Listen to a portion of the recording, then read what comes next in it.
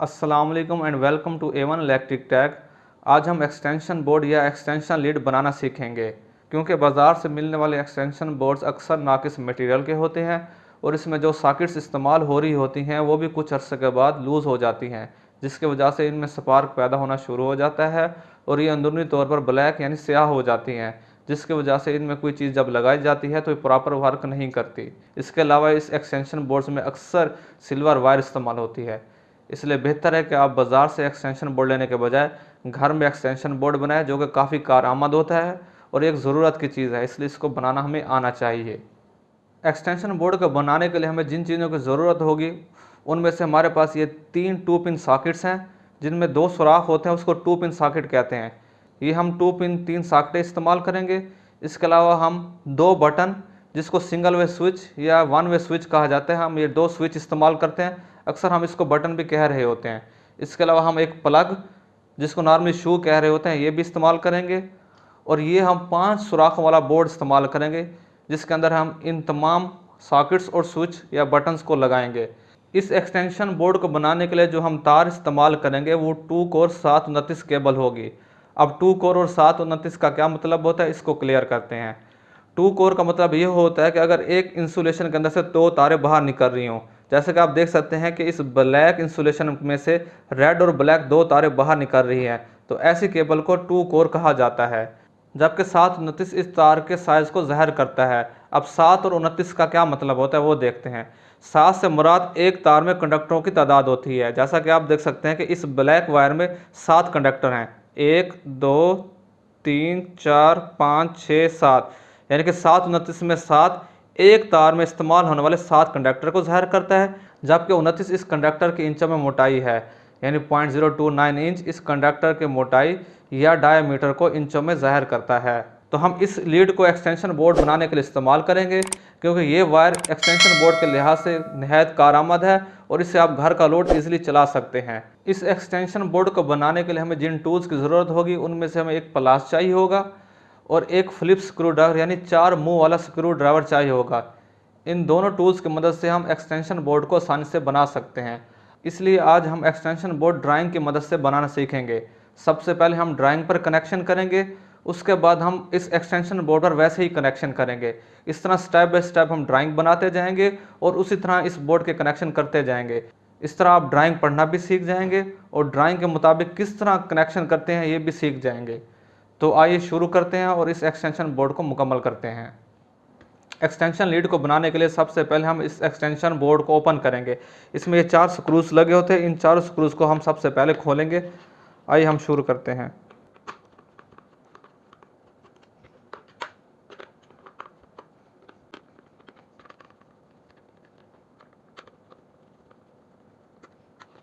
ये हमने 4 screws open कर लिए हैं। अब इस एक्सटेंशन बोर्ड को हम ओपन करते हैं। ये हमारा एक्सटेंशन बोर्ड इस वक्त ओपन हो चुका है। एक्सटेंशन बोर्ड को ओपन करने के बाद इसके सुराखों वाले हिस्सों में हम इन तीनों 2 पिन सॉकेट्स और इन दोनों स्विचेस को इसके अंदर फिट करेंगे। इन तमाम स्विचेस और सॉकेट्स को इस बोर्ड के अंदर लगाने के लिए हम इन स्विचेस के ऊपर और इन सॉकेट्स के ऊपर ये जो 2 लेग्स लगी होती हैं, इनके ऊपर ये जो नट होते हैं, इनको ओपन करेंगे। अक्सर ये हाथ से खुल जाते हैं, अगर ये हाथ से ना खुले तो हम इसको प्लास की मदद से ईजिली खोल सकते हैं। इस तरह हम इन तमाम स्विचेस और सॉकेट्स के नट हमने ओपन कर लिए हैं। इन स्विचेस और इन सॉकेट्स को अब हम इस बोर्ड में लगाते हैं, लेकिन इन स्विचेस और इन सॉकेट्स को इस बोर्ड में लगाते वक्त ये ख्याल रखें कि ये स्विचेस और सॉकेट्स बिल्कुल सीधी हो, यानी कि ऊपर जो ये प्रिंट हो इसके ऊपर इस तरह लगाएं कि ये बिल्कुल सीधा नज़र आए। आइए अब हम शुरू करते हैं। आप इन स्विचेस और सॉकेट्स को किसी भी तरतीब से इस बोर्ड पर लगा सकते हैं, लेकिन जिस तरतीब से मैं लगा रहा हूँ इसका एक बहुत बड़ा राज है, जिसको हम इस वीडियो के एंड में बताएंगे, जिससे आपको वाकई यकीन हो जाएगा कि ये तरतीब बहुत कमाल है और इससे हम अपने घर के लोड को बड़े आसानी के साथ चला सकते हैं। देखिए, मैंने इन तमाम स्विचेस और सॉकेट्स को बिल्कुल सीधा लगा लिया है। अब हम इसको बैक साइड से टाइट करते हैं। अब हम इन तमाम स्विचेस और सॉकेट्स को इसके बैक साइड से इसी नट से दोबारा टाइट करते हैं। इन तमाम नट्स को हैंड टाइट करने के बाद हम आखिर में प्लास की मदद से टाइट करेंगे। प्लास की मदद से हम इसके ऊपर इतनी फोर्स लगाएंगे कि ये टूटे ना, क्योंकि अक्सर ज़्यादा फोर्स लगाने की वजह से टूट जाते हैं। और अब हम इन तमाम को प्लास की मदद से हल्का हल्का टाइट कर देते हैं। अब ये हमारे तमाम नट्स टाइट हो चुके हैं। इसके बाद हम इन तमाम स्विचेस और इन तीनों सॉकेट्स के ऊपर वाले नट को हल्का हल्का लूज़ कर लेंगे, ताकि हम इसको जब तार लगाएं तो इसमें हमारे लिए आसानी पैदा हो। आइए हम इन सब को लूज़ करते हैं। आइए हम सबसे पहले ड्राइंग को समझते हैं। जैसे जैसे हम ड्राइंग पर कनेक्शन करते जाएंगे वैसे वैसे हम बोर्ड को भी मुकम्मल करते जाएंगे। इसके सबसे नीचे हमने 2 सिंगल वे स्विच या 1 वे स्विच लगाए हुए हैं, जबकि इसकी ऊपर की जानिब हमने 3 2 पिन सॉकेट इस्तेमाल की हुई हैं। तो आइए हम अब इसका कनेक्शन स्टार्ट करते हैं। इस बोर्ड को बनाने के लिए हमारे पास 2 तरह की तारें इस्तेमाल होंगी। एक तार का कलर ब्लैक होगा, जिसको हम न्यूट्रल कहते हैं, और अक्सर हम इसको ठंडी तार के तौर पर भी पुकारते हैं। जबकि इसके अंदर जो दूसरी तार इस्तेमाल हो रही होती है उसका कलर रेड होता है, और इसको हम फेज़ या लाइव कहते हैं, और अक्सर इसको गर्म तार के नाम से भी पुकारा जाता है। अब हम इन फेज़ और न्यूट्रल तार को बोर्ड के अंदर डालेंगे। इन फेज़ और न्यूट्रल तार को हम इस बोर्ड के निचले वाले हिस्से से इसके अंदर डालते हैं। इसके लिए हमें यहाँ पर एक सुराख दिया जाता है। अक्सर ये सुराख छोटा होता है, तो कोई चीज़ गर्म करके इस सुराख को आप बड़ा कर सकते हैं। अब हम इस सुराख के ज़रिए से इस तार को अंदर डालते हैं। ये हमारे पास 729 की 2 कोर केबल है, तो हम इसके अंदर इंसर्ट करते हैं। इस तार को इस बोर्ड के नीचे वाले हिस्से में डालने के बाद यहाँ पर हम एक गांठ या नॉट लगा देंगे, क्योंकि इसका फ़ायदा ये होता है कि जब कभी इसको बाहर की तरफ से कोई खिंचाव आता है तो ये बाहर की तरफ तार नहीं निकलती, और इसके आगे की जानिब जो कनेक्शन लगे होते हैं वो डैमेज नहीं होते। आइए इसलिए हम यहाँ पर एक गांठ लगा देते हैं।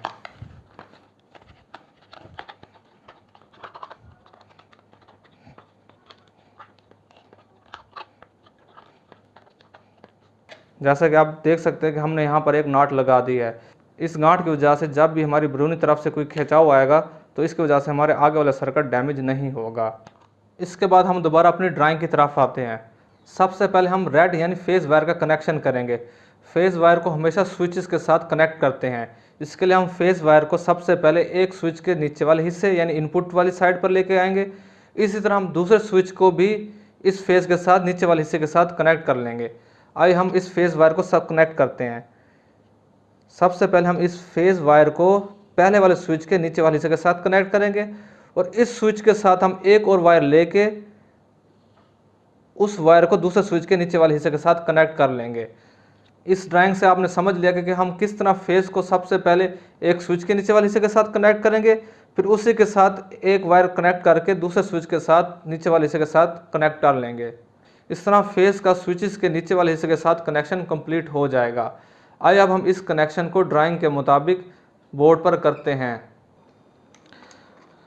जैसा कि देख सकते हैं कि ये हमारे दोनों स्विचेस हैं। इन दोनों स्विचेस के हम बैक साइड पर नीचे वाले हिस्से के साथ ड्राइंग के मुताबिक कनेक्शन करेंगे। ये हमारी रेड वायर है जो कि फेज़ के तौर पर इस्तेमाल होते हैं। इसको हम स्विचेस के नीचे वाले हिस्से के साथ कनेक्ट करेंगे। आइए हम इसको कनेक्ट करते हैं। इसको हम सबसे पहले एक स्विच के नीचे वाले हिस्से के साथ कनेक्ट कर लेंगे।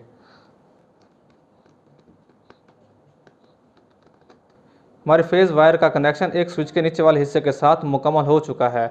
अब हम इस स्विच के नीचे वाले हिस्से को दूसरे स्विच के नीचे वाले हिस्से के साथ ड्राइंग के मुताबिक कनेक्ट करते हैं। इस मकसद के लिए हमें रेड वायर का एक छोटा सा पीस चाहिए होगा। जैसा कि आप देख सकते हैं कि ये हमारे पास एक छोटा सा पीस है। इसकी मदद से हम दोनों स्विचेस के नीचे वाले हिस्से को आपस में कनेक्ट कर लेंगे। सबसे पहले हम इस पीस को एक स्विच के नीचे वाले हिस्से के साथ कनेक्ट करते हैं।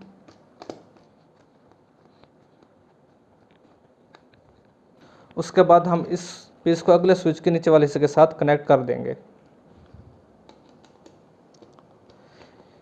जैसा कि आप देख सकते हैं कि हमारे फेज़ वायर का कनेक्शन एक स्विच के नीचे वाले हिस्से के साथ, उसके बाद उस स्विच के नीचे वाले हिस्से का कनेक्शन दूसरे स्विच के नीचे वाले हिस्से के साथ मुकम्मल हो चुका है।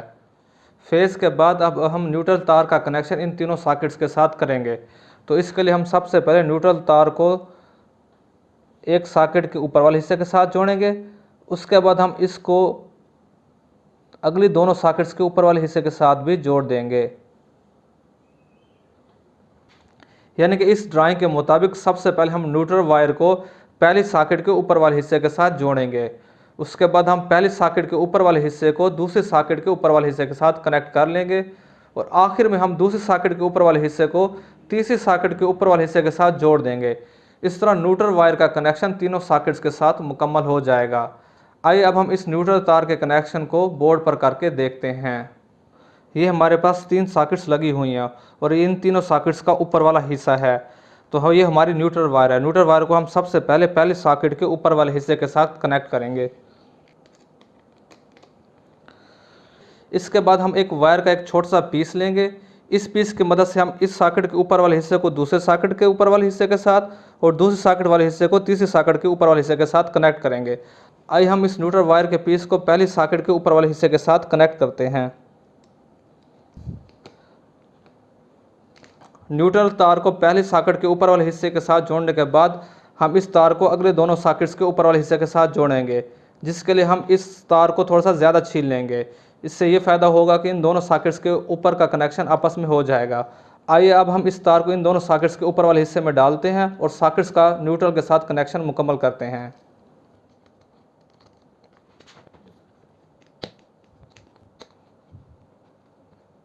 इस तरह न्यूट्रल वायर का कनेक्शन सॉकेट्स के साथ मुकम्मल हो चुका है। अब हम एक स्विच की मदद से एक 2 पिन सॉकेट को कंट्रोल करेंगे, जबकि दूसरे स्विच की मदद से हम अगली 2 पिन सॉकेट्स को कंट्रोल करेंगे। तो सबसे पहले हम एक स्विच के ज़रिए एक 2 पिन सॉकेट को कंट्रोल करने के लिए इस स्विच के ऊपर वाले हिस्से को ऊपर वाले सॉकेट के नीचे वाले हिस्से के साथ जोड़ देंगे। तो इस तरह हमारा ये सर्किट कंप्लीट हो जाएगा। अब तो आप फेज से करंट आएगा। जैसे हम स्विच को ऑन करेंगे तो यहाँ से करंट इस सॉकेट की तरफ चला जाएगा। तो यहाँ से ऑलरेडी पहले न्यूट्रल आ रही है, तो हम एक स्विच के ज़रिए यहाँ पर एक सॉकेट को कंट्रोल कर सकते हैं। अब हम इस बोर्ड में इस एक स्विच की मदद से इस एक सॉकेट को कंट्रोल करेंगे, जिसके लिए हम ड्राइंग के मुताबिक इस स्विच के ऊपर वाले हिस्से को इस सॉकेट के नीचे वाले हिस्से के साथ जोड़ देंगे। इसके लिए हम एक छोटा सा पीस लेंगे और इस पीस की मदद से इसको आपस में जोड़ देंगे।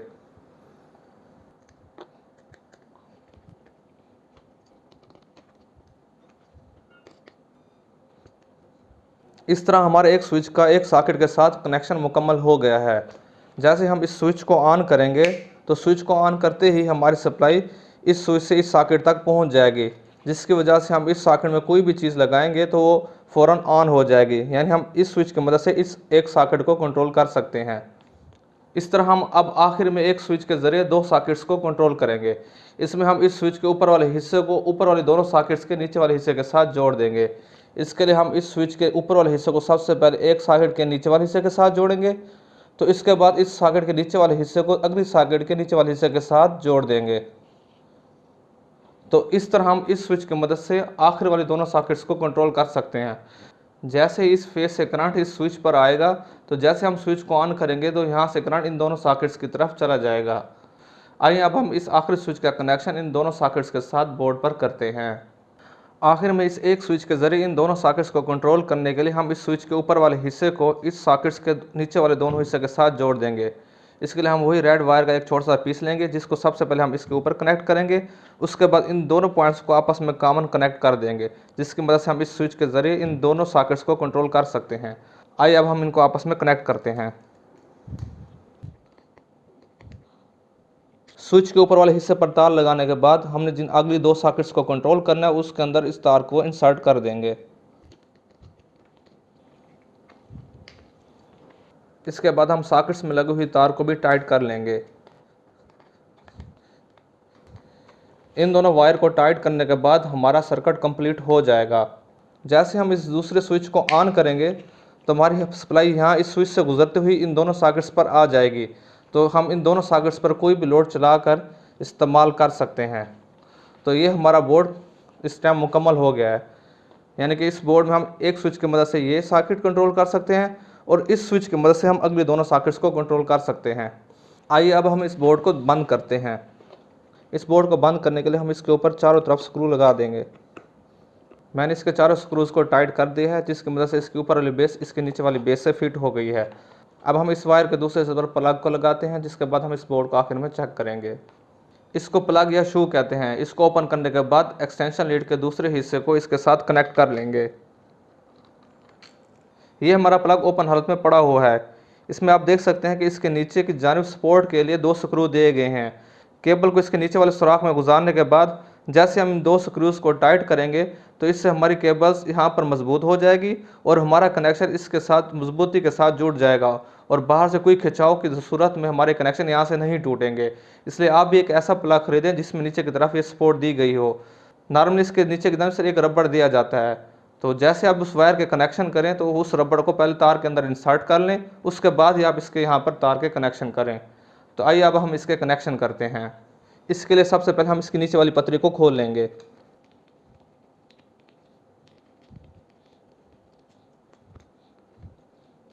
तो आइए अब हम इस प्लग के अंदर फेस और न्यूट्रल वायर को लगाते हैं। आप इसकी कोई भी तरतीब रख सकते हैं।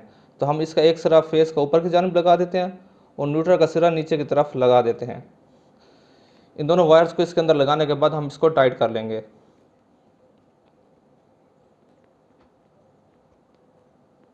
जैसा कि आप देख सकते हैं कि हमारी फेस और न्यूट्रल इस प्लग की लेग्स के साथ जुड़ चुकी हैं।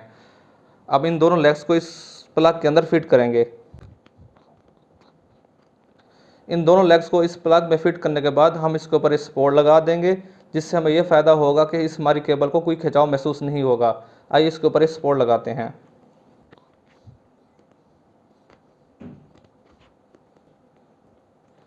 अब हम इसके ऊपर वाला हिस्सा लगा के टाइट कर देंगे।